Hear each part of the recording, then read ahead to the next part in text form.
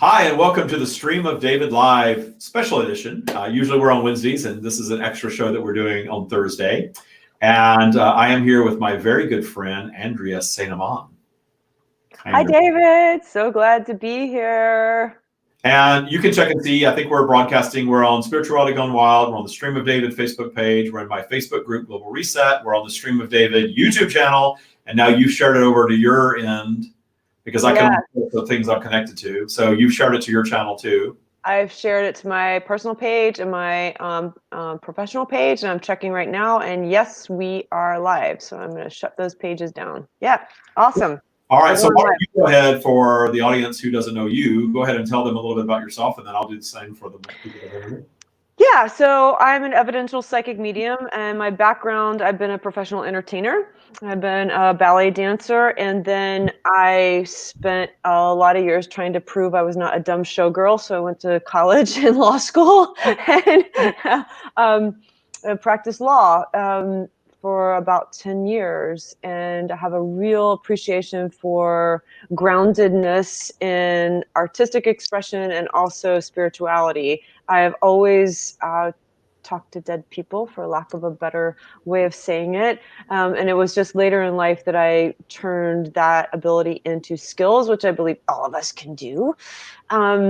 And then David and I became friends because we have a common denominator, and we really believe in wrestling divinity to the earth, really believe in pulling our souls right down into the nitty-gritty of our 3D human bodies and talking about what it's like to be a soul in a human experience. So there's a lot going on right now that's inspiring us, that we decided, and both of us actually had an incident that we decided we've been holding back through the pandemic. Not that we were holding back, but we were just like, I didn't have much to say during the pandemic, although I was working.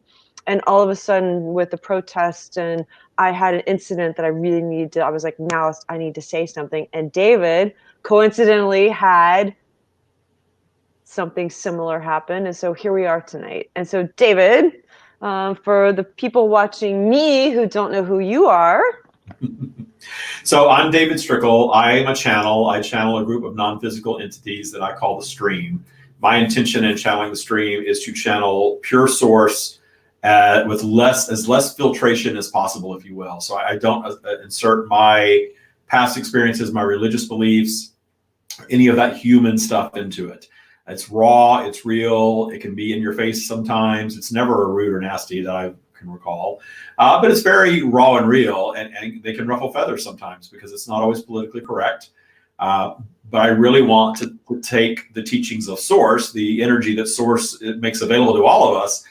I have developed the ability to write it and speak it in such a way that you can really clearly get information from Source. It's been coming to me in a heightened way my entire life. I've always felt different. I've always felt like I had a knowing from a very young age. I kind of knew this is true and that's not, this is human creation and it's not universal law. I understood that as far back as I can remember. And I remember vividly explaining the law of attraction to my brother at age 14, way back in 1982. I didn't call it that, but I understood that we create our own reality. And to me, that is spirituality, that we create our own reality vibrationally. And the vibrational law really is rooted in the law of attraction and the law of polarity, which is taking our vibration up and down the spiral all the time and causing us to have this mix of experiences as human beings that ultimately facilitates our expansion as human beings, but more importantly as eternal consciousness beings, coming and having these lifetimes and having problems to overcome for ourselves and for humanity. So when the pandemic started, right away people were asking the Stream about it, and they said it's going to get worse before it gets better because the collective consciousness has manifested this. The collective consciousness through fear is going to spread it, and the collective consciousness ultimately will solve it. Like we do everything. The positive always prevails is what we like to say. And even if it's not on our timeline, we have so much evidence in our world that positive ultimately does prevail. Very often, though, as human beings, we don't like to see the suffering that takes place of other human beings during this contrasting process. And so we've sort of labeled everything that's going on right now as global reset. In fact, my Facebook group is now called Global Reset.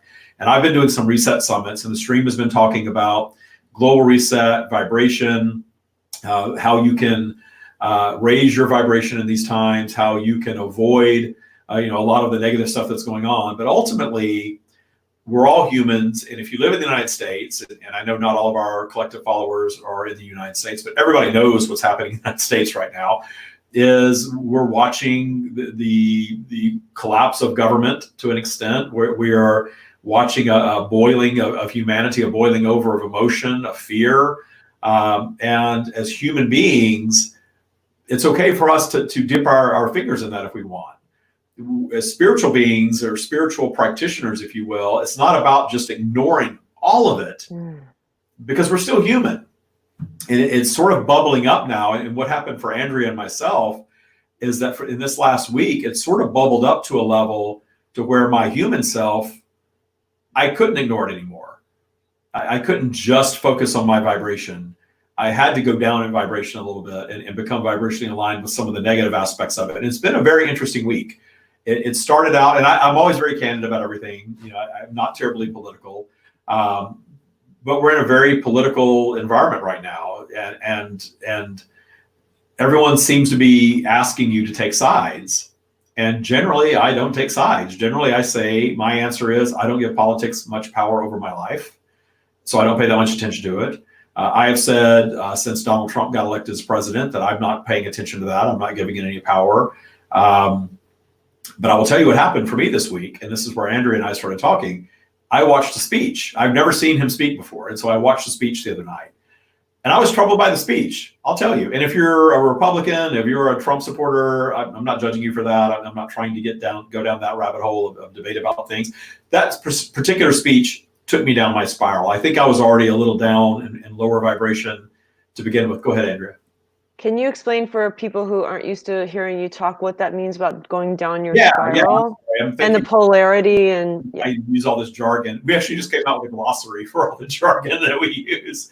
So down the spiral is going down into lower vibration. And really the way we describe lower vibration is anything less than joy. Because when you're connected to source, when you're connected directly to God, to your higher self, however you label it, to me it's all the same. You're in a state of joy. You're in a state of clarity. You have that intuition flowing. You feel good. And it's hard to view things the same way when you're up there as you perhaps do when you're down in lower vibration. So we talk a lot about vibration and being down the spiral and things like that. And so with what we teach, you are vibrationally aligned with what you're getting. So if I'm watching a speech and it's troubling me, well, I'm already in that space before I come in contact with that speech, or I wouldn't be there. And then because I was there, you can always build momentum in either direction. I allowed it to send me swirling down. Oh my gosh, this sounds like a dictator. What is this? I live in this country. What if they start rounding up all the gay people? What if they start rounding up all the psychics and channels and all of us weirdos out there that do what we do? What if they start rounding us up because we're not, of a certain ideology? And I just, for a minute, I just kind of went, oh, wow. And then I pulled back and realized, okay, I don't need to let fear take over. I need to pull myself back up in vibration. I need to go meditate. I need to breathe. But is it okay to get involved in this stuff? Well, of course it is. There's no right or wrong. So what we started talking about is, how do we not completely spiritual bypass, or what you used a great term earlier. What was it? Spiritual escapism. We don't want to practice spiritual escapism. We need to be on the streets, in the trenches. For every human being, that looks really, really different, right? Yeah. So we don't want to just escape onto our yoga mats or whatever. We need to pull in this human reality. And how do we do that without drowning in the swamp? So that's the overview. But so keep going, David. Sorry. So that's okay. I can talk and talk and talk, and feel free to interrupt me at any time. So the thing that I teach people to do is, if you understand vibration, and we talk about the spiral, and we say going down the spiral, that means you are going down into lower vibration. You're disconnecting from your source, God, higher self connection, and you're going down into lower vibration. And lower vibration territory is negative creation territory. That's when we go down and we revisit those things that we're dreaming about in high vibration, and we're canceling them out from actually manifesting, because we're going down, we're revisiting, we're doubting, we're fearing, we're wondering how it's going to happen, how it's going to work, when it's going to happen, why isn't it here yet? And we do all these negative things. This is the work that I do. I teach a spiritual practice called Taya, and it stands for trusting your abundance. And I have found in my life, in doing this work, for most of my life, that it all comes down to trust. When you release fear and you trust the universe to deliver everything that you want, whatever that is, then you get it.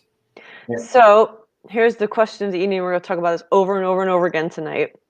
There are times we have to like slide down that fireman's pole. We choose, and if we can do it consciously, even better. We choose to go down, although I don't think it's going down. I think it's choosing to experience something different. We're choosing because we have to. We have unresolved emotions coming up in us. We have experiences going on in our reality that we're choosing to. I guess I'm answering my own question. We're choosing, right? We're consciously choosing to expose ourselves to something because we need that human experience and we need to get down and dirty with it.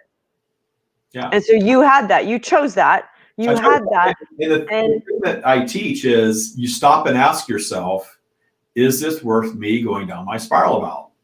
And most of the time, my answer is no. I'm not going to pay attention. I'm on Facebook, I'm flipping. There's something that grabs my attention. What is that? Start reading. I feel my vibration drop, and I will stop myself and say, is this worth me going down my spiral over? And most of the time, the answer is no.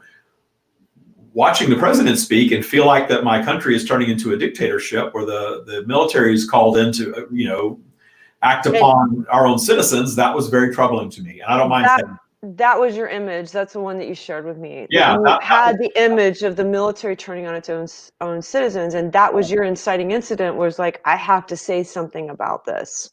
Yeah, I have to. Korea all of a sudden. It was. Yeah. I have to embody it. I have to acknowledge it as a human, and I have to say something about it. And we have to talk from that point of view. It doesn't mean we're going to be sensationalizing any violence here tonight, folks. It doesn't mean we're going to be going like in the muck, but it means like this is what both of us have seen. And my vision was a little bit different. It was really different. I had a different inciting incident, but I had the same thing of like, I've got to get down in the, I hate to do down, but I mean, I needed to. The thing is because we know, those of us that study law of attraction in this school of thought, we know that if we drop down into lower vibration, then there's no solutions down there. Everything's going to be negative down there. The solutions are up high. So what we want to get to here tonight is really getting down and dirty about how do we go down, experience something we don't like, acknowledge it, and then take ourselves back up to where the real solutions lie. Okay, that's where I was going to start to poke you. Because I'm a big believer, and you are too, of if an emotion is coming up and it's uncomfortable, it doesn't mean we avoid it. They're like staying in some elevated hippy dippy trippy place is not the answer. Like if some anger, some like emotion that we don't like, some uncomfortableness is coming up in us, the answer is not to just ignore it and fly above it. The answer is it doesn't really go away. You talk about the subconscious mind. I always say it's acting your lower vibration, and it's just down there waiting for you to dip down, go down your spiral, and boom, and be there. And be there. So there's nothing wrong with that. So I'd like to share mine right now. And one thing I want to say in case anyone's listening to us and not watching us, I'm not Black. And David's not Black. So I want to address right away. And I know it's sure they're shocked at that. Shocking. No, there's a big thing about what we're getting ready to go into about, and I just want to throw this out there, is can white people talk about Black issues? Can anybody talk about something that they've not personally been victimized by? And I feel like I'm getting ready to talk about a white lady's experience in a protest and a riot that was arguably race-based. I'm going to argue that it's human-based because we're all playing a role in humanity. We're all connected. I am also not a gay man. So, but I know that I can't speak to anybody's experiences as that, but I can open my heart to vulnerability. I could open my heart to playing what role that I am playing on this planet when people who are very different from me are occupying my same space. And David, do you just want to take just a second before I share my experience to talk about that? So, first of all, I think it's okay always for us to share things from our perspective. And one of the first things that I did when the George Floyd murder happened was I had a young black man on Instagram message me and wanted to know from the stream how a black person is supposed to reconcile events such as that.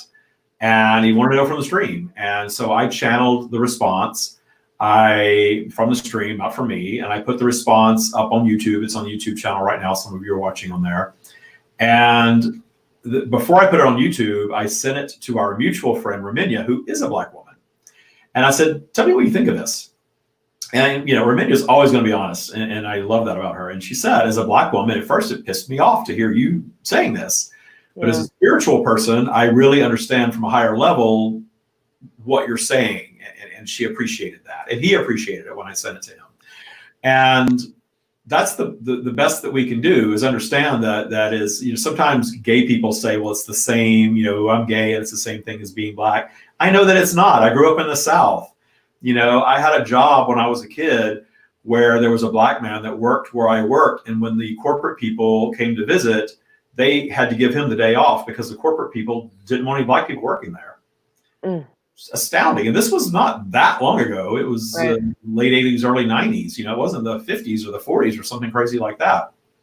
So I've encountered that. I can go out and be a white man and I'm not necessarily pegged right away as being a gay man. So if I get stopped by the cops, it's probably going to go pretty well. And our other mutual friend, Stacey Overman, posted, did you see her post today? It was wonderful.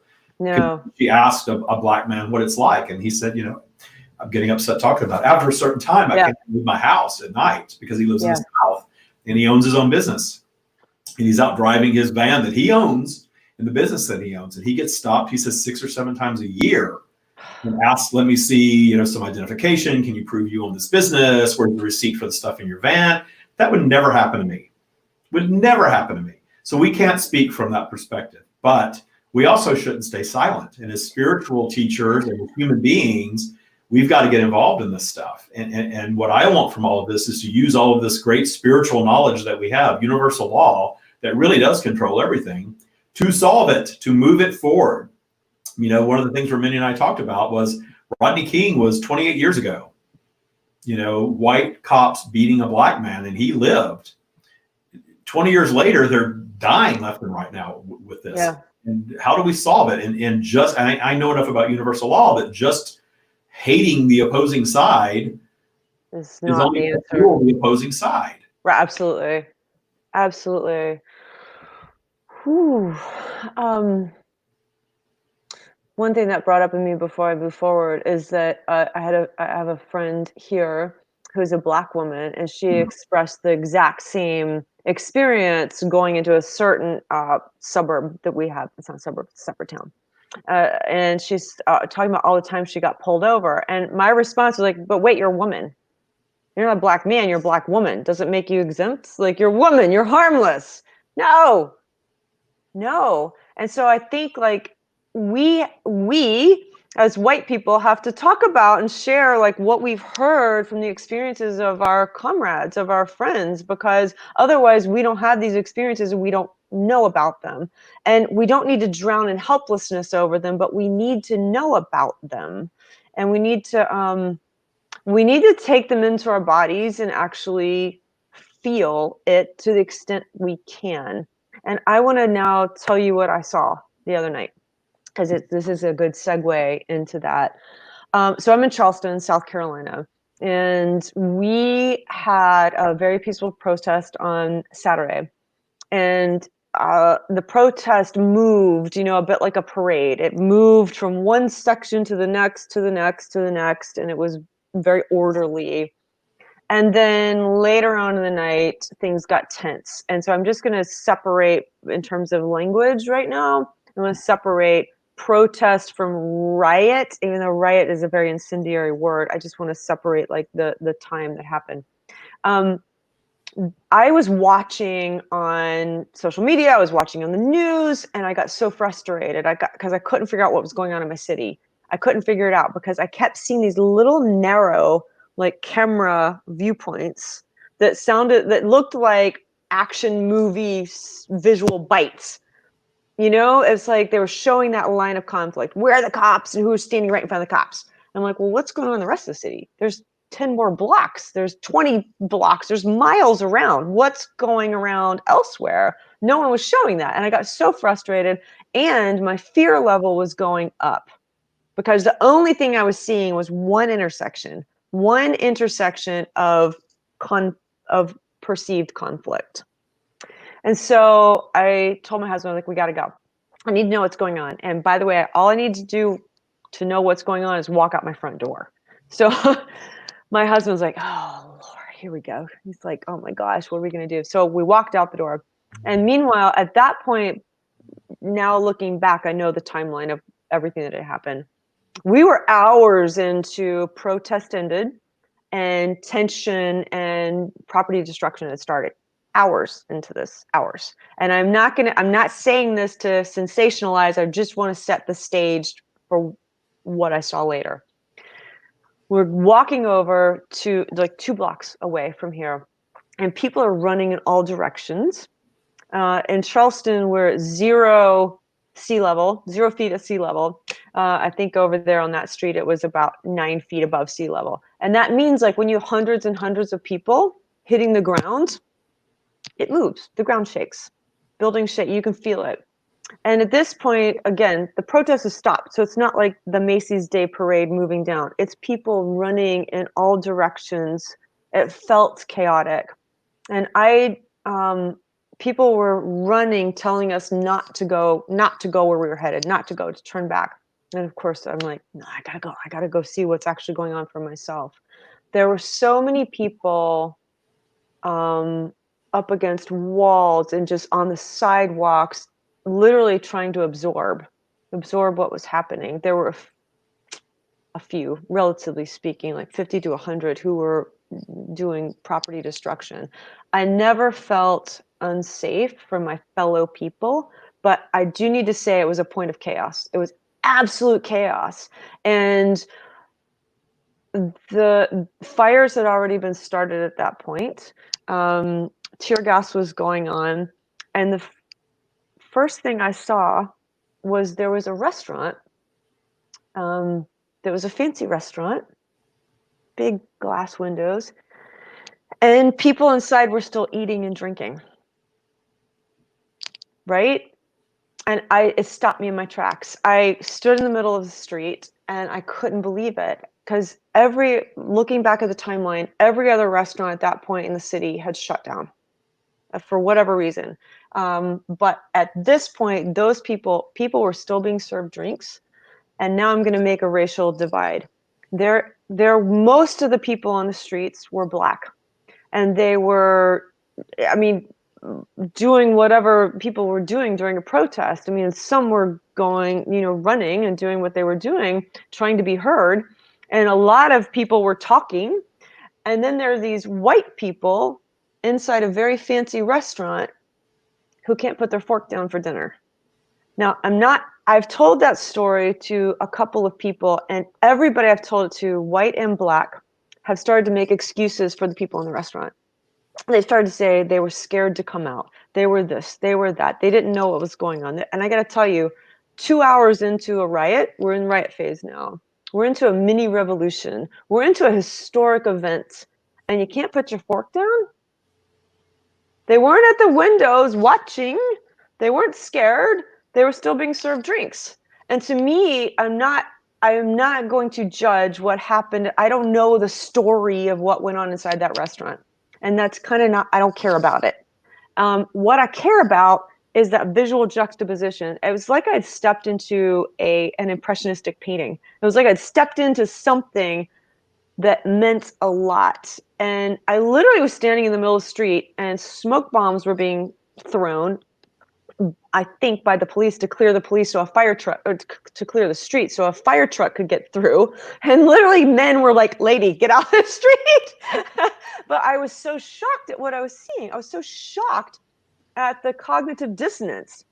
How can these people, the rest of the town is shut down. The rest of the town is honoring what is going on in their way, whatever that means. They were existing in a different vibration, and I'm not making an excuse for them because that was a different, like, right? They were. I wondered if that was a different, dimension. Really illustrates the point of the problem, because it's so easy. Yes. To watch, protests on TV. Oh, that's terrible. That shouldn't have happened to that man. That was awful. That was just terrible. Turn that off and let's go have dinner. Absolutely. That's why we're talking about this 28 years. They were there. They were there. They weren't even watching it, and it was they were in the different vibration of. Oh my gosh!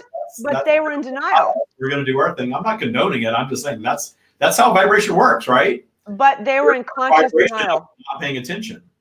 Conscious denial. I choose that, and actually I shouldn't put that on. I don't know where they were. They might have been in a different portal in some other dimension. But to me, that showed me the problem, the perceived problem, that there are people that you can have a revolution going on right outside your door. You're screaming and yelling, jumping up and down, being, pay attention to me, I need to be heard. And they're not going to hear you. They are not going to hear you. And I didn't, that night, that struck me, and I couldn't post it on Facebook because it bothered me so much. And it took me 4 days. This is the first time I've spoken about it. But over those days, I have heard so many people over and over and over and over again be like, let's just get this over and go back to work. Can we just go back to normal? Let's just go back to normal. Yeah. And I'm like that. And I've had people who I wanted to share my experience with, my experience of voluntarily putting myself into the middle of humanity, which I can't say enjoyed it. I chose to enjoy it. I chose to put myself there. Well, you were into it in a higher vibrational state, and you had good intention in going into it. I needed to experience it. I needed to see what was going on, even if it caused me anxiety later, even if it caused me some human repercussions later. Fine, I'm happy to deal with that, and that's something I actually want to talk about in a little bit, about how sometimes we hold ourselves back from having an experience because we're afraid of getting overwhelmed, we're afraid of being vulnerable, we're afraid of the repercussions, and that's legitimate if you don't have skills to deal with the repercussions. For me, I knew whatever the repercussions were for me putting myself in the middle of that situation, I could handle it, and I was willing to deal with it in order to really understand that human experience, because we stood there for so long with so many people and just needed to absorb the layers of everything that was going on, including the people willfully choosing blindness. And I saw that so many instances later, people willfully choosing blindness of, I'm not going to deal with this. I'm not going to bring this into my life, and let's just ignore it. Well, that's spiritual. It's not bypassing. That's also a term that means the same thing, but I love what you said. I can't. Spiritual what? What did you call it? Escapism. Escapism. Thank you. I call it spiritual bypassing, but I like escapism. So a spiritual escapism is ignoring. Oh, I'm spiritual. I can't pay attention to that. So we have a couple of good examples to cover here.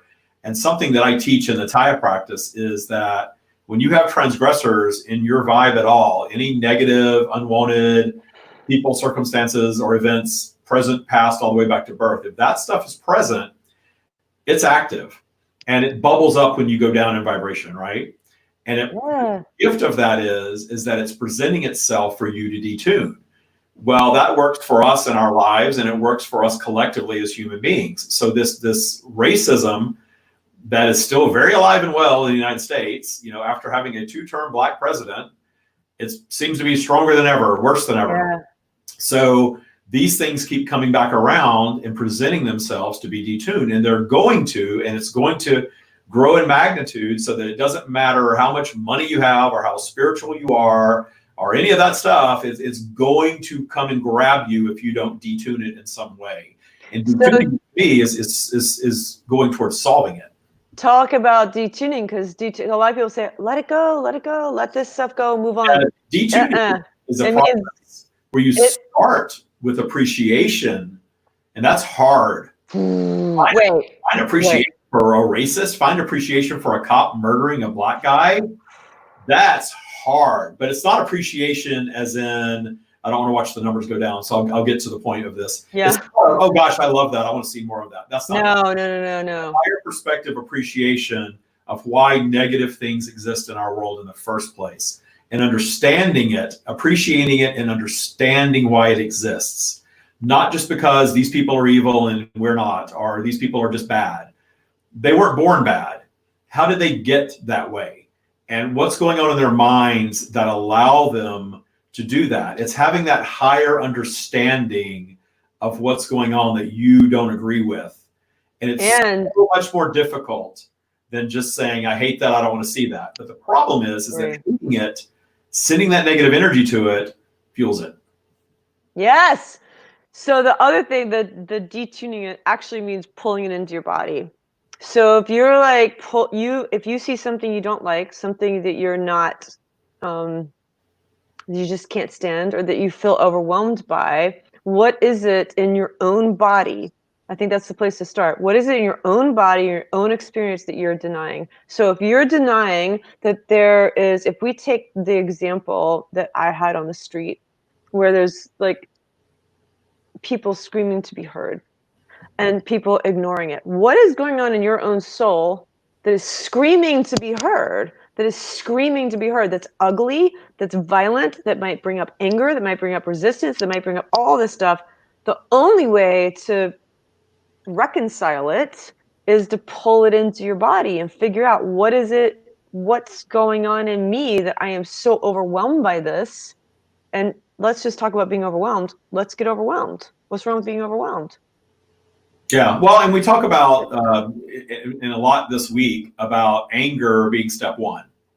Anger, outrage, step one. Getting out of anger and outrage, going up into higher vibrational territory where the solutions are. That's what's been missing. Go ahead, Andrea. I think denial is step one. Recognizing denial, recognizing that you're the one sitting in the restaurant just eating while there's a revolution. I don't even think you're in a step yet. You know. Then you get to anger, because I was in anger all week. I'm like, and no one's listening to me about what happened. It's okay to be in anger. I'm not going to judge anybody any of it. You know, it's okay to be in anger, but anger needs to be step one. The problem is that when we protest and riot and loot and do all of this stuff, which starts as anger, then it gets taken advantage of by other people. I get that. Yeah. But when we do that and it starts in anger, and then the anger dies down and the vibration goes back up, which it will naturally for everyone. You can't stay in that state. You just can't. Polarity is going to pull you up just like polarity can drag you down. So you just get exhausted from being angry, right? So the anger abates a little bit. You go up in vibration, and then what? Do you just go back to your old life because the anger abated and it was so uncomfortable that you don't want to go back there again? Which it's understandable. I think that happens a lot in our lives. That's what most people do. That's what most people do. And then the next time it happens, they're just going to go into denial and not even allow the anger, because they don't want to feel all that ucky, yicky, horrible nastiness again, which I think we have to go through. Yeah. Yeah. So the anger is step one, but step two is going up in vibration, finding some sort of appreciation for what happened, even if it's highlighting something that needs to be addressed. Yeah. I'm sure the people that love George Floyd, it's going to be a long road for appreciation for them, and I get that. And I work with people with this. I have somebody I'm going to be live with Romania tomorrow, whose son was murdered. Young black man, 23 years old, not by a police officer, by a serial killer. Anti-gay Muslim serial killer, and that's my knowledge of it. She'll clarify that more tomorrow. And after 5 years, she just got tired of being the victim's mother and tired of the pain and couldn't deal with it anymore. And it was prolonged because he was having to be extradited, to come stand trial, and he wasn't. So she came to me about getting into my program, and I remember saying to her, "Are you ready to find appreciation for your son's death, his murder, and his murderer?" Ugh. She said yes. What? Years of pain. No. She Wow. understood what I meant. She understood what I meant. Those of you that don't understand what I mean, I don't mean saying that you want it to happen or that you're happy that it happened. It's not that. Maybe there needs to be a new word that we create, but appreciation is a radical word. It's disruptive, and it makes people understand that as long as we hold ourselves in the victim vibration that we're told to do in this society, we don't solve anything. We stay in that victim, that cycle of being a victim, having the same unwanted thing happen over and over again and saying, well, I can't help it. It's something somebody else did to me. But when you understand that we attract everything from birth and really get into that work and start accepting that and really understanding the purpose of positive and negative, it's life-changing, because then you've got power. You've got the power to change anything about your life that you want to change. And that's what I teach all day, every day. Can I speak to something about victimization? Sure. Because that's a word I've had resistance to my whole life. And because I'm like, I'm not going to be a victim. I am not going to be a victim. I'm good. But I want to see if you agree with this. This is where, for me, you can't, if you have been a victim of violence, if you have been a victim of abuse, if you have been a victim of a loved one being murdered, you can't escape that step. You have to go through all the dirty, ugly that's all emotions of that. Deliver yourself from it. I had plenty of nasty stuff happen. My father left when I was 6. My mother was mentally ill, and she fought for custody of us, and then told us how much she didn't want us. And me especially, I was the younger of the two. I was the reason for her divorce, because I wasn't a girl, I was a boy, and my dad left because he didn't have a daughter, and all this crazy stuff. And then, when I got to be a teenager and struggled a little bit, she said, I didn't want to have children. I never wanted you. I wanted custody of you to get back at your dad, but I never wanted you.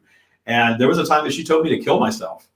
Wow. And I didn't, of course. And when I got a little older, we sort of became friends, because I started making money in my late teens, again, understanding law of attraction. And I started helping her out financially.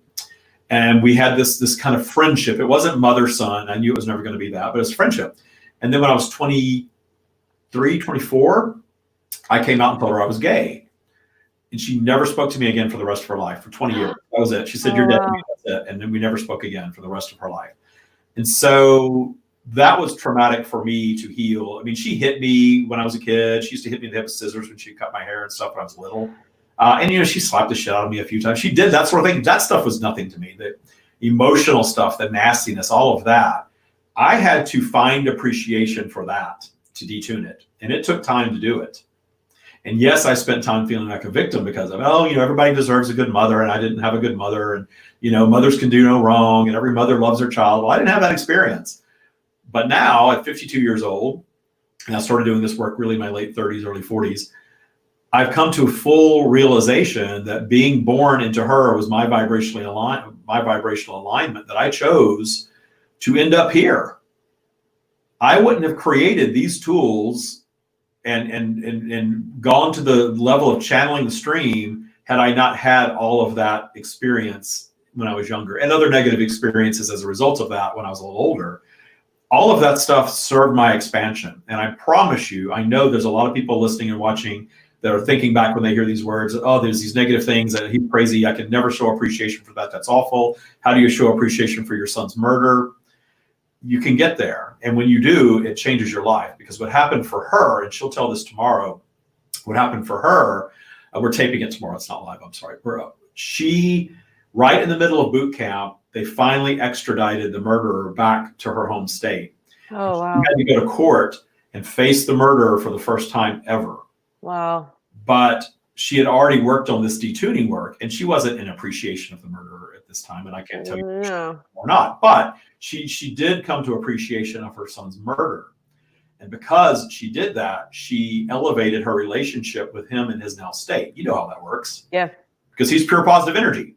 Yeah. And when you're being the victim's mother and the victim advocate and all of this stuff, you're holding yourself away from that high vibrational energy that is your son.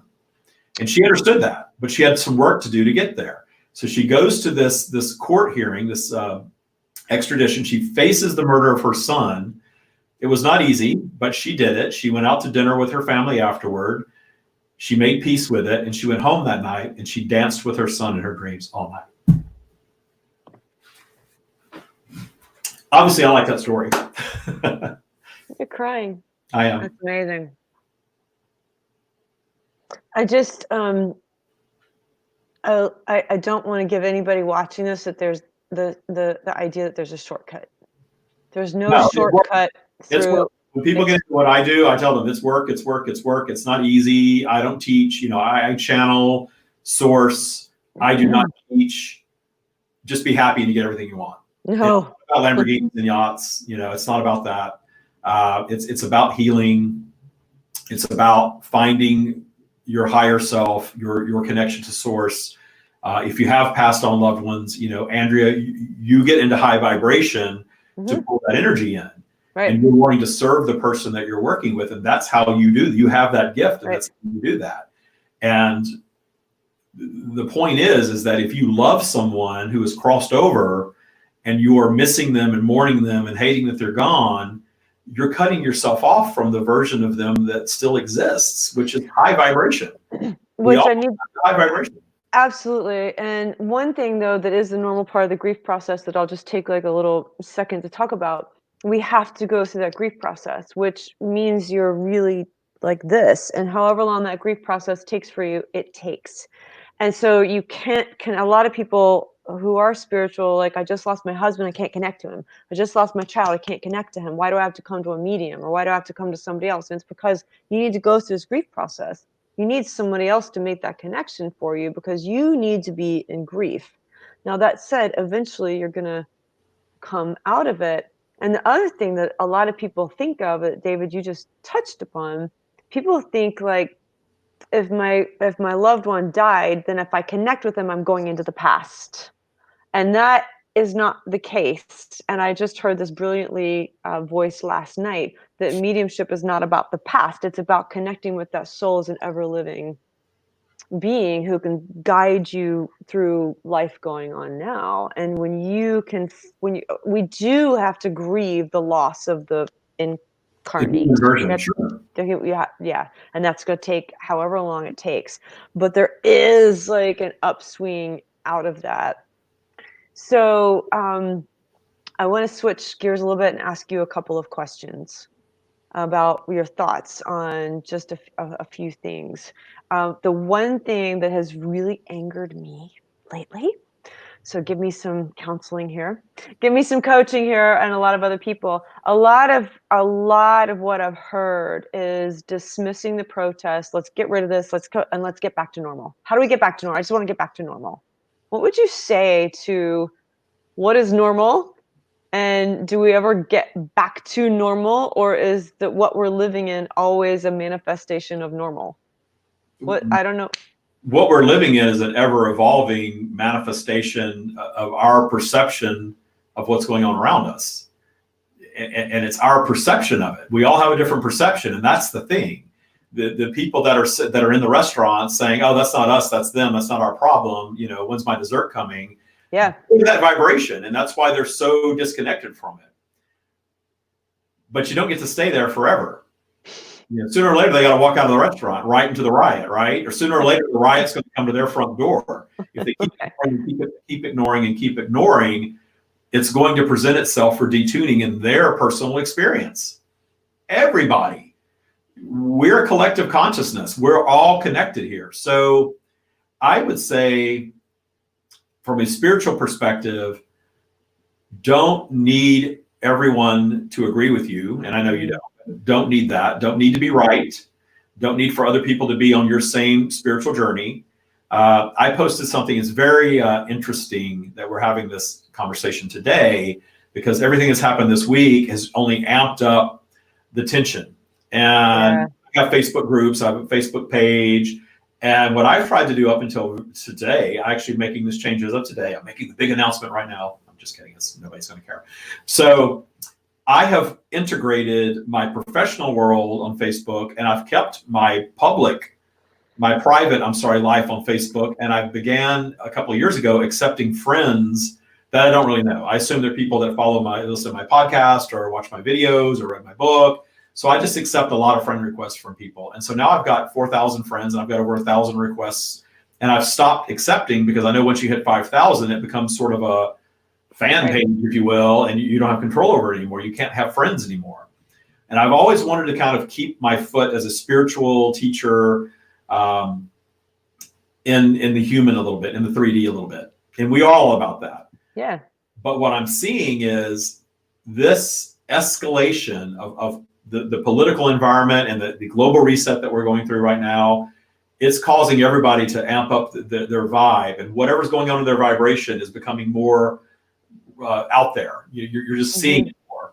And what I did today in my personal Facebook page, I put a post that said, try maintaining a friendship with someone with whom you disagree. Nice. Something along those terms, or vastly disagree. It was more of a vastly disagree type thing, because I have those friendships. I have friendships with people that don't believe the same way I do. And I have people in my boot camp that politically are very different than me, or much more political than I am, or anything. And I've worked with people for years that have all sorts of different views on things.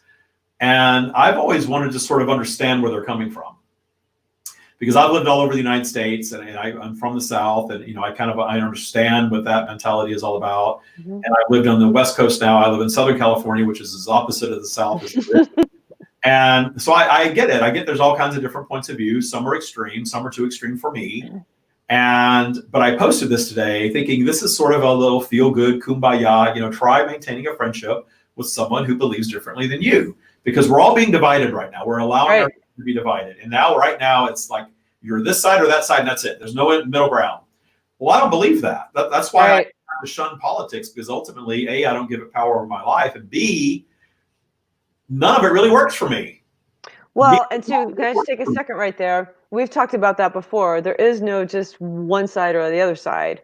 And that's why we're actually having this conversation tonight. It's not about picking sides. It's about choosing to lead through it. And you can take a stance and you can take a position. You never have to pick a side. Because as soon as you pick one side, you're going to fuel the other side, because both sides are the same. Yeah, well, that's why politics stays almost evenly divided, and we're in this cycle, and that's what polarity is. I get all that.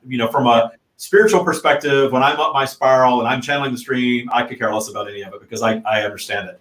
But when I come down a little bit and I want to put my hands in the human aspect of it, the 3D aspect of it, well, then I have a little different opinion sometimes. I was troubled by the speech that I saw the other night, definitely, and I still am. It is troubling from a human perspective. So I posted that, then all of a sudden, a couple of very close friends of mine took offense to it and disagreed, because they recently had this falling out with somebody else that's like a mutual acquaintance of mine.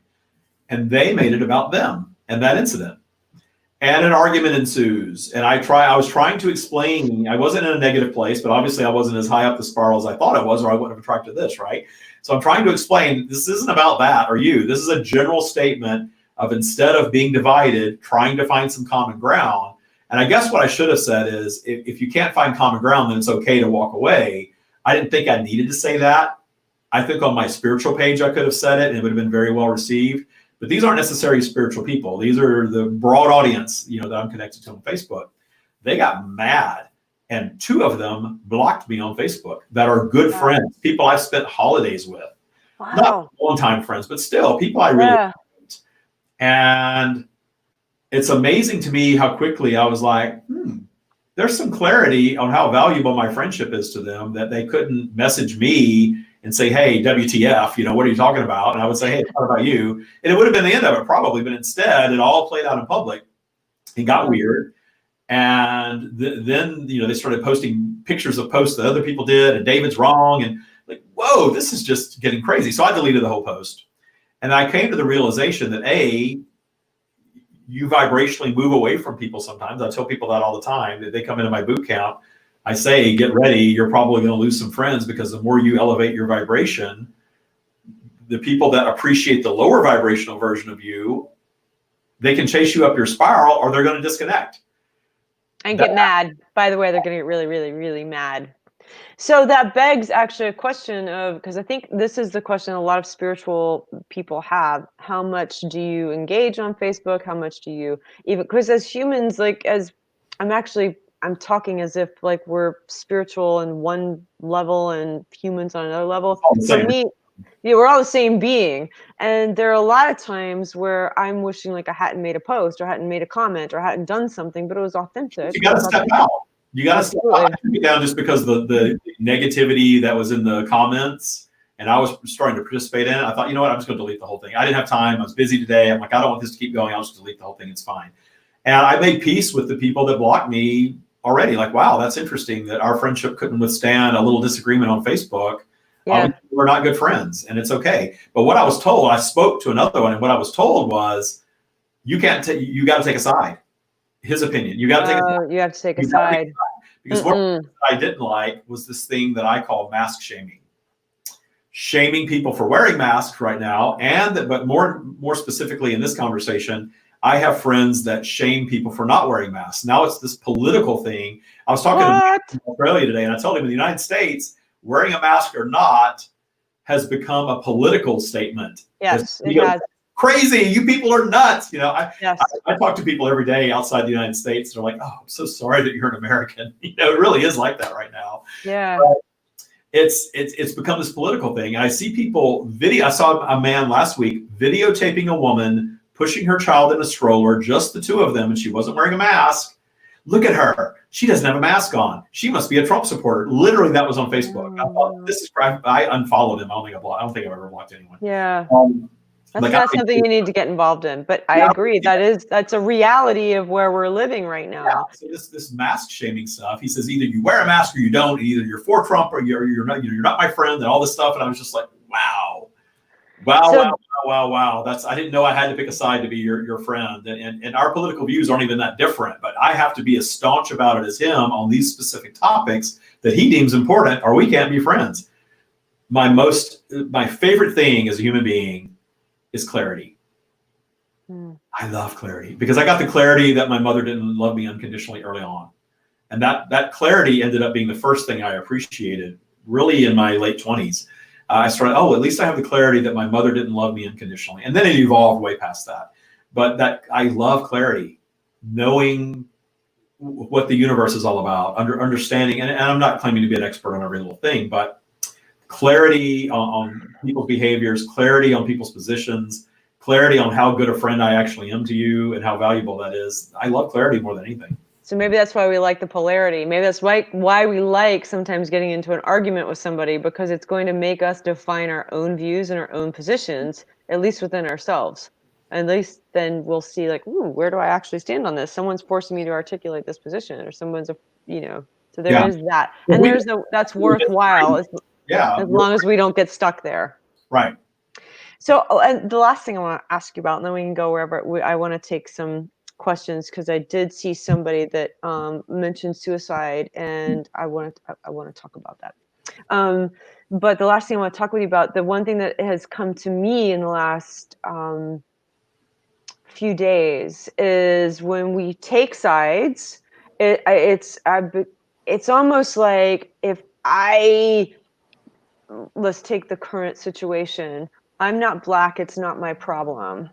And then it's like, well, this is a human issue. We look at this as humanity. People tend to see humanity as a zero-sum game. Like, well, if I give some compassion to that person, then I'm going to have less. If I give wealth to that person, if I give rights to that group or that person, I'm going to have less. It's not a zero-sum game, but all that's entrenched within us somehow. And I think that's that side taking somehow, that everything is a zero-sum game. And we're all taught Black mentality to instill fear to control our behavior. So it's almost like we're taught, and we're not consciously thinking this, but we're taught there's only $10, 10 diamonds, 10 bars of gold, whatever you want to think, 10 hearts to love. There's only 10. And so, David, if you get one of them, then there's one less for me. So what's up with that? What are your thoughts on that? And how do we really be aware of that? It goes back to the lack mentality of living in the 3D reality of you've got to work hard for money. You're only get so much money. Then you've got to spend it on all these things. If you spend too much, you're going to be broke. Live in fear. Do what we tell you to do. Go work for the company that's going to make me rich, and behave. Here's your life laid out for you.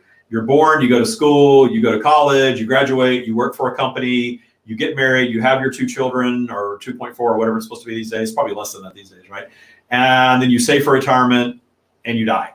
There's your life laid out. Do that and you'll be fine. And we all start marching down this little sheep's path. But what's happening is that now more and more people, because we're coming together like never before because of things like this all over the world, and we're sort of coming to where we're speaking a common language, if you will. And we're starting to question, wait a minute, that didn't work for me either. I was taught all these things, and then I realized that wasn't true. Me too. Wow, we live on opposite sides of the planet, and we're both coming to this realization that this set of rules that we were given don't necessarily serve us, it serves someone else. Why do we need to follow that? So collectively, we start questioning that stuff like never before. Who questions it more? Millennials. Millennials question more than Gen X. Gen X question more than baby boomers, and it goes on and on and on. So I always say you're born up to speed with the time that you come into. That's why kids are so great at technology, where people like me, I got to figure it out. TikTok's pretty easy, though, I have to say. I haven't tried it. I'm scared. I'm scared of it. Flipping of just mindless. If you just want to turn your brain off for a minute, but TikTok's getting political now too. So as we age, we get more and more disconnected with the world because the world is speeding up and we're not able to keep up with it. And that's sort of the normal, it is the normal order of things, because we're supposed to sort of disconnect. With that disconnect, we wear our bodies out and we die and we return to our completed state. And then we come back and do it one way or another over and over and over again, infinitely, really. We're eternal beings. So the thing that I guide people to is to not make such a big deal out of this lifetime, because the wholeness of who we are, we have infinite lifetimes. That takes the pressure off a little bit of this lifetime, but we can still find a path to any change that we want, any improvement that we want, as long as we know how to get there. And the tools are there for us. We all came with this set of tools, but we were taught contrary to that. We're taught to be racist. We don't come innately racist.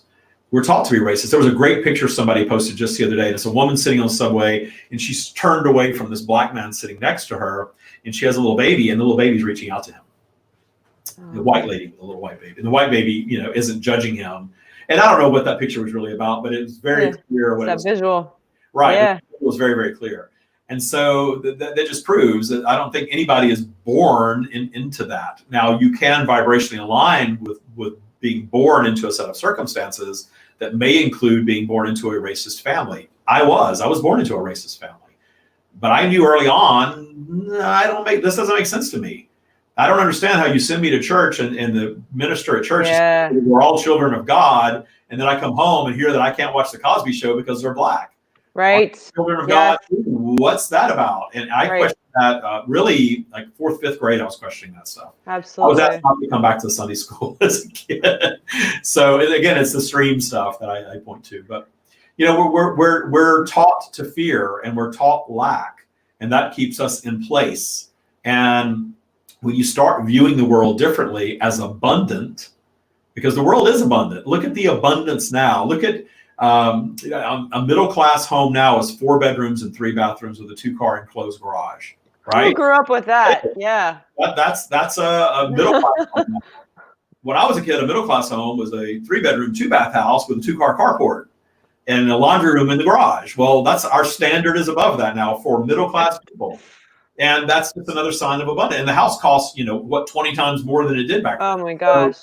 So that's just a sign of abundance. I remember my parents saying they paid $16,000 for their first house in Houston, Texas. Which was a lot. And it was a brand new little house, 3 bedrooms, 2 baths in the little suburb neighborhood. And, now that house would be $250,000, $300,000 probably for that little house in Texas. Here it'd be $1 million. It's like, right. But I digress. So it's the abundance is everywhere. And if you see abundance and you believe in abundance, and abundance isn't always about money. Abundance of love, abundance of joy, abundance of people that you resonate with. That's true abundance to me. Health, then money, and then stuff after that to me. Okay. And if we start thinking in terms of lack, like, oh my gosh, these people unfriended me today, I'm not going to have any friends now. I'm not worried about that. They unfriended me because obviously we're not vibrationally matched anymore. I've already made peace with it. I realize that as I keep moving my vibration higher and higher, I'm not going to be able to associate with someone that tells me I have to agree with everything they're saying politically to be their friend. So I'm okay. Can I say something highly controversial? In terms of abundance, in terms of abundance, with what I watched the other night, there was an abundance of energy. There's an abundance of energy. There's abundance of humanity speaking their truth. Totally an abundance of that. Now that might have scared a whole lot of other people. Well, that's sort of what I want to. Anger, but it's the vibration of outrage, which is not misplaced in a moment like that. You start with anger and outrage, and then you move on to. And it keeps going. Yeah, and the key is to keep going.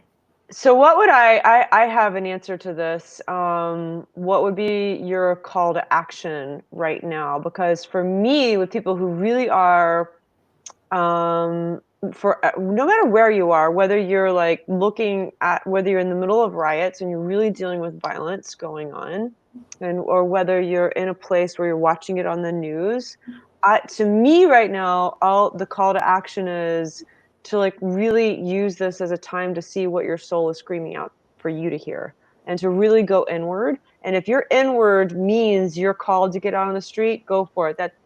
But don't go out on the street just because you're a sheep and everybody else is going out on the street. I feel like the call to action right now is to really take this time to go into your own soul, and see what your soul is telling you. And that's a big journey, and you don't have to do it alone. But David, what's your call to action? What would be your call to action to people right now? The call to action is that this is global reset. We are manifesting this as a collective consciousness because we want change, because we do want to treat the planet better as a collective, because we do want to treat each other better as a collective. You see an escalation of racially driven violence, you think, wow, things are getting worse. But the way universal law really works is, again, these things have always been. This isn't new, but they're being highlighted right now because they're bubbling up and presenting themselves for detunement. This is a subject that we can detune, solve by and large, not completely, but solve and move on from. We have solved other problems in the past collectively, but it takes time, and it's not satisfactory from our human perspective the way universal time works. Because universal time is eternal. It's not linear like our time. Everything's happening really at the same time in the quantum field. So the time that things take for us is really about our alignment with the improvement or not. And until we reach that collective alignment, we're not going to have the improvement. That's why I'm saying what I can do personally is focus on the improvement that I want, focus on the result that I want. More understanding of people that don't look like you, an appreciation for people that don't look like you, an appreciation for all sides of it ultimately, and coming together and saying, we can label things good and evil if we want, but if you label them good and evil and stop there and don't do any work to go further, then you've solved nothing. You've just got eternal good and evil. And we live in a contrasting world, so there's always going to be something that you can label that way. But the contrast serves expansion. And when we start in our lives appreciating the contrast, meaning appreciating the chronic pain that you've got. I appreciate this chronic pain because it's a sign that I'm not in alignment with something that I'm wanting. I'm not allowing it, and it's manifesting as stress in my body. That stress in my body has gone a little further now and manifested as an ailment of some sort. And it's actually the universe sending me a little sign that I'm not going down the path that I want to go. I'm going to find appreciation for that pain, and I'm going to do the work to detune it, to appreciate it, to appreciate the universe for sending me this sign, and then figure out what it is that I'm not allowing and how to go about allowing it. Because you can reach a point of allowing it. Even if you've gone many, many years without allowing something, you can shift that and change anything, even later in life. I have people that I'm working with that are over 70, and they're making big changes in their lives north of 70. So when people are able to do things like that, it just shows you that as long as we're alive and breathing and having this body, we can shift things, and we don't have to die to solve everything in our lives. Yeah. So do the work. Do the work, do the work, do the work. Appreciate, be angry about something you want, be annoyed by it, but then realize solving it is finding appreciation for it and figuring out why you have it going on that way, what you're blocking. Understand the universe only knows yes. That's a big one for a lot of people. The universe only knows yes. So if you're wanting something and you're needing something, remember the universe is going to answer by saying, yes, you want it, you need it. Yes, you want it, you need it, and you're going to stay in that cycle. That's why we stay in a cycle of wanting specific things in our lives that we never manifest until we shift that consciousness and stop thinking in lack and start thinking in abundance of whatever it is that we want, and not needing it to love ourselves and not needing it to feel better. Feeling better in the now and then allowing it to be. So you said something I just want to go back to, just to really like bring it back to our topic, which I think was great. And that is this issue, because right now, let's admit what's going on in our country right now seems unsolvable. But you and I on this video, we can't solve what's happening in Minneapolis and in New York, whatever. But every single individual here, I believe, what is solvable is to pull all of the polarities right into your body and see where it's sitting with you. Pull all of your experiences with racism, with rejection, with victimization, pull it into your body and see where it sits with you. If something's not connecting with you about this time, see why. If something's angering you about this time, why? Yeah. And be open to it. Don't be judgmental. Be totally open to what's coming up with you.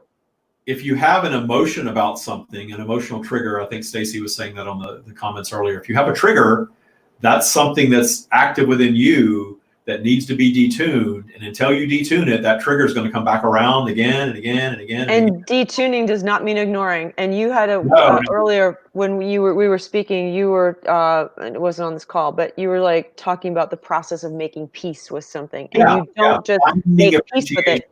Yeah. You go through this whole long process, and then one day you wake up and you realize, oh, it's not there anymore. It just kind of fell away. And then you realize your external reality is really different. And if enough of us do that, we change the world. That's true. If this type of thinking spreads, and again, I'm not about being a religion or a cult or anything like that, but spreading this information for people who are ready for it. A lot of people aren't ready for it. I'm realizing now that a lot of people in my personal life, or some people in my personal life, aren't ready for this type of thinking. And when I go and share something like this, they don't get it. And that disrupts the friendship, obviously. If it does, that's fine. But not everybody's ready for this. But people that say, hey, what's going on with you? You seem a lot happier. You seem a lot lighter.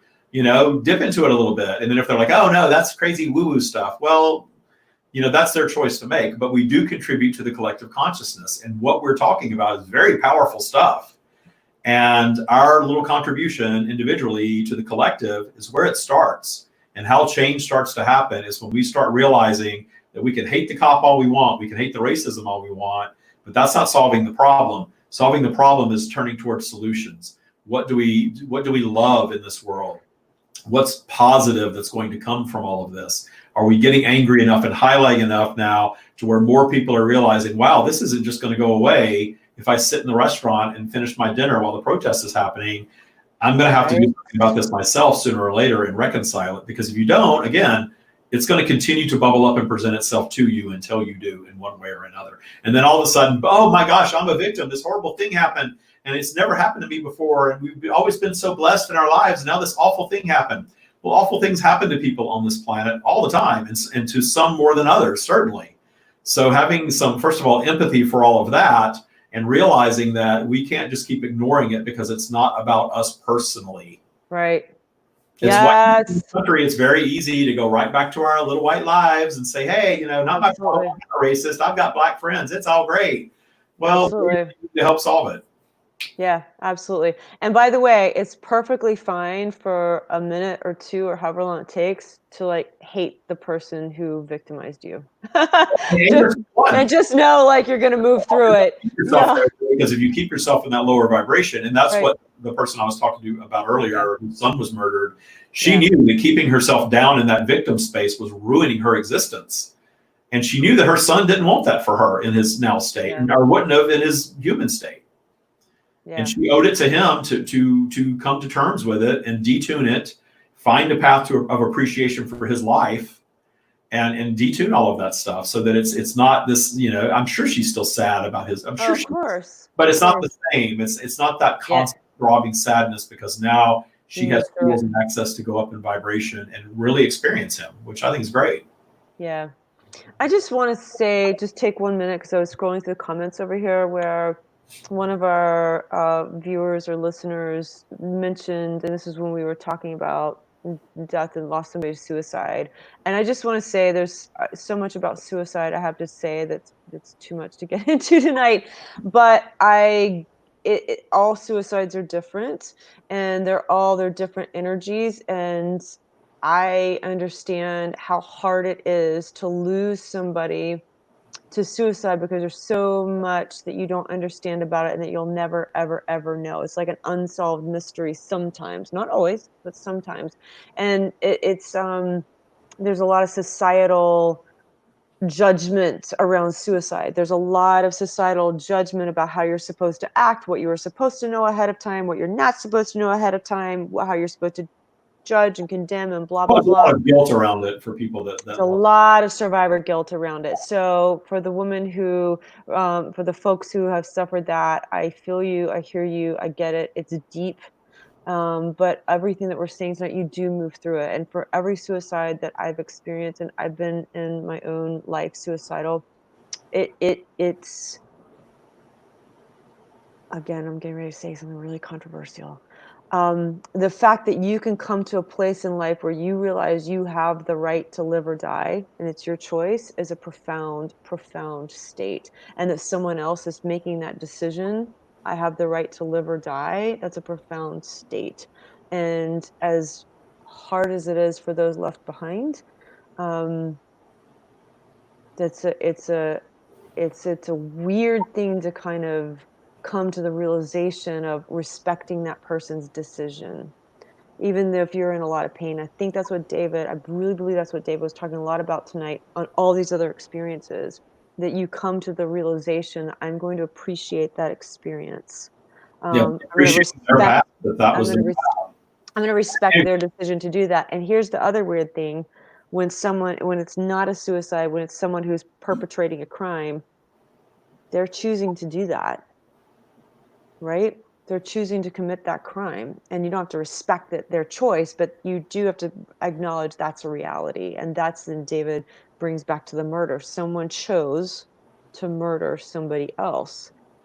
You don't have to there's like a it. vibrational alignment there also. Yeah. And I'll tell you, I'm connected to a couple of other channels, and an inspiration for me sharing the stream is Abraham. Mm-hmm. Abraham says all death is suicide. It's all choice, because it's a vibrational alignment. Absolutely. I describe it a little different than that. And I'm not ever trying to soften up anything. The stream says, and I've adopted this myself, that we are vibrationally aligned with death always, or it wouldn't occur. Absolutely. In that sense, yes, we're choosing to die one way or the other. Very, very often, though, we're choosing to die out of fear of death. The universe only knows yes. I read the Steve Jobs biography, and he died. He was only a couple of years older than I am right now, and he died. And it was interesting because he was such a successful person, and invented or helped create many wonderful things that still impact our lives positively for the most part. And he died at 54 of cancer. And the surface thought there is, wow, this guy's a multi-billionaire. He created all these things, but he couldn't prevent his own death. Well, I read a couple of biographies about him, and he was obsessed with health. But his obsession with health, and I got this very clearly from the stream, his obsession with health was rooted in his believing in his genius, which placed him vibrationally in being able to be the genius that created the iPhone, the iPad, and all that stuff. But that obsession also drove him to fear death, and he is manifesting his own departure in his fear of it.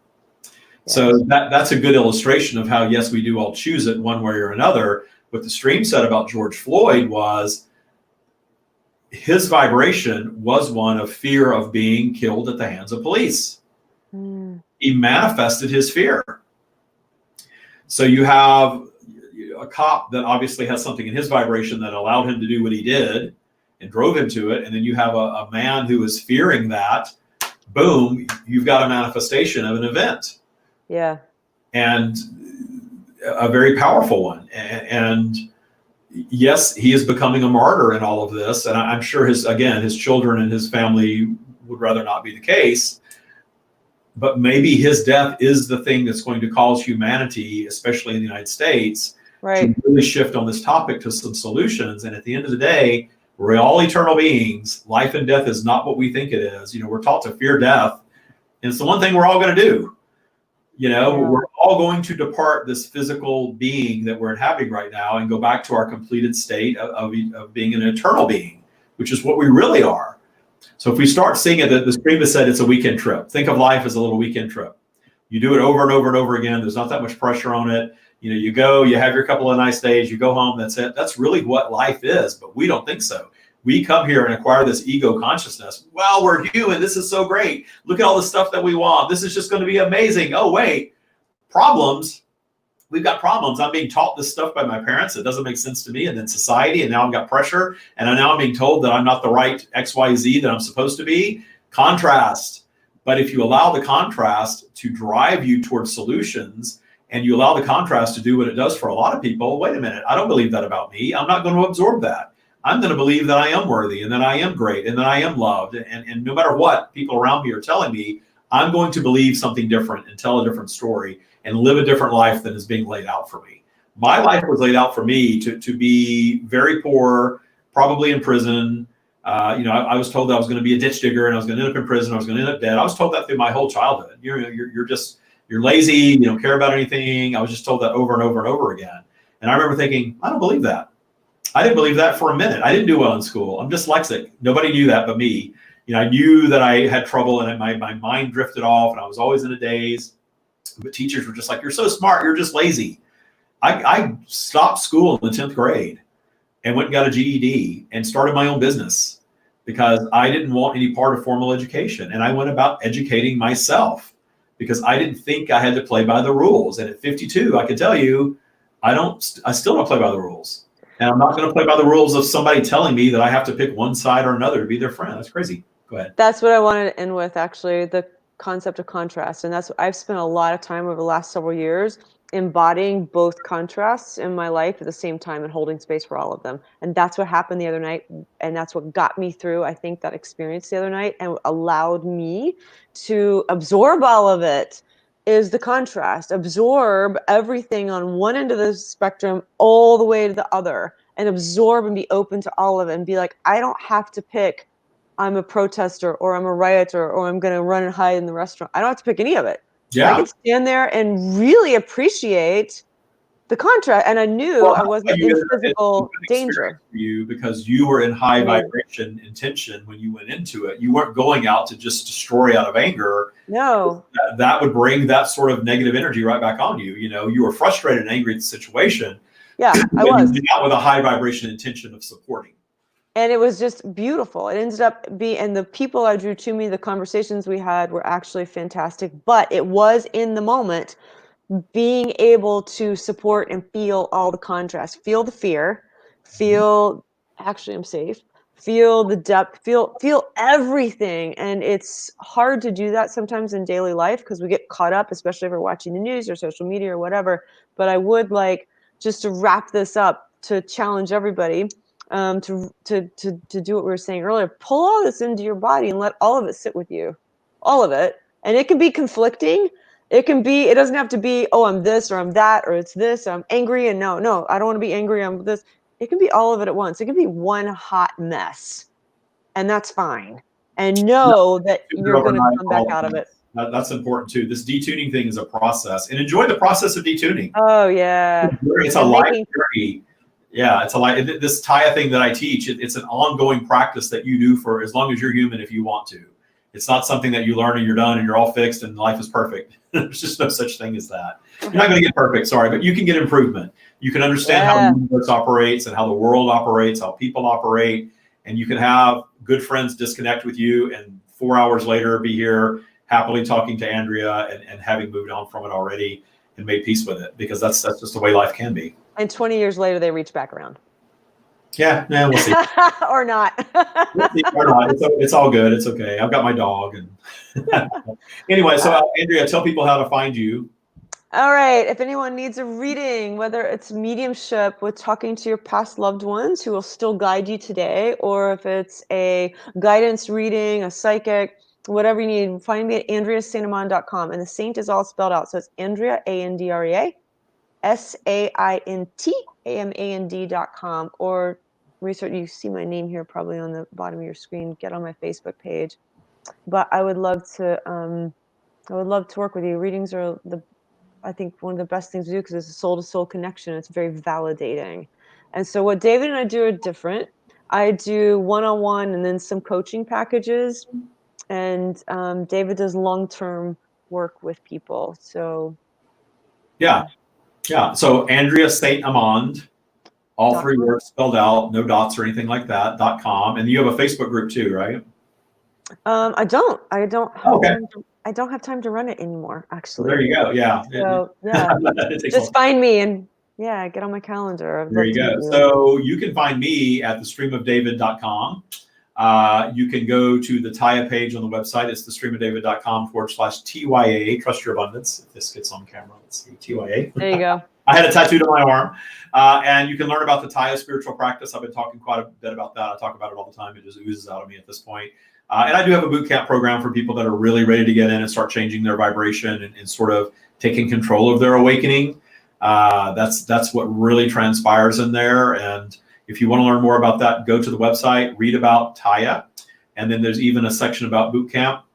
And you can even, there's a download that tells you about a little more about boot camp in there that you can do this free download. And then you can set up a discovery meeting with me if you think you're ready for Taya boot camp. It's for people that are ready to really get in and do work for a while because it's a very, very transformative thing. So learn about that. The Stream of David I have, if you're watching right now, you're probably on one of those pages of mine, other than the people that Andrea invited. So the Stream of David Facebook group, the Stream of David YouTube channel, and then I have a Facebook group called Global Reset. And that is all about specifically what's going on right now, how we're managing this global reset. That's what's going on here. That's why you have riots. That's why we have escalation and violence. Things are presenting themselves to detune one after the other, after the other, after the other. And we're all part of it. And how you manage it in your life is going to determine your outcome. So this will give you tools to manage it better. So go join Global Reset if you're not a member of that already, and check out thestreamofdavid.com.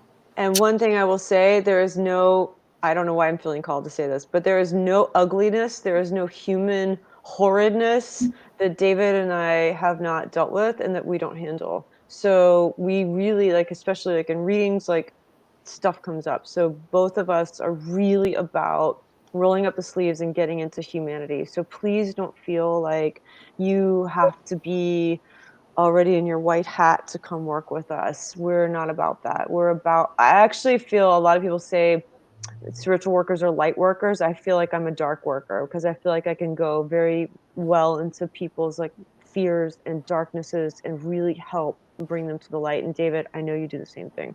So yeah, and that's, I get a lot of satisfaction out of that. The only thing that I ask of people is that, are they ready? Like I told you, are you ready for vision? Generally, what I ask are if you have a victim vibe going on in your life, are you ready to release that? Because there are people who want to hang on to that. Right. That's like a little blanket for them. And that's okay. If that's where you are, that's okay. But if you're not ready to release that blanket and move on from it, then you're not going to enjoy the work that we would do together. But other than that, it's for anyone and everyone. If you've got things to heal, bring it. Bring it. I love that. I love these stories. I start crying when I tell these stories. I love these stories so much. So that's how you get in touch with us. We'll probably have to do another one of these. It's a lot of fun doing these. Yeah, thank you. And this just was so synchronous because both of us just had to start talking about this. So thank you everybody so much for being on and joining us tonight. Thank you, Andrea. Thank you, everyone. I do appreciate it. David. All of you that haven't met me before. Bye. Bye.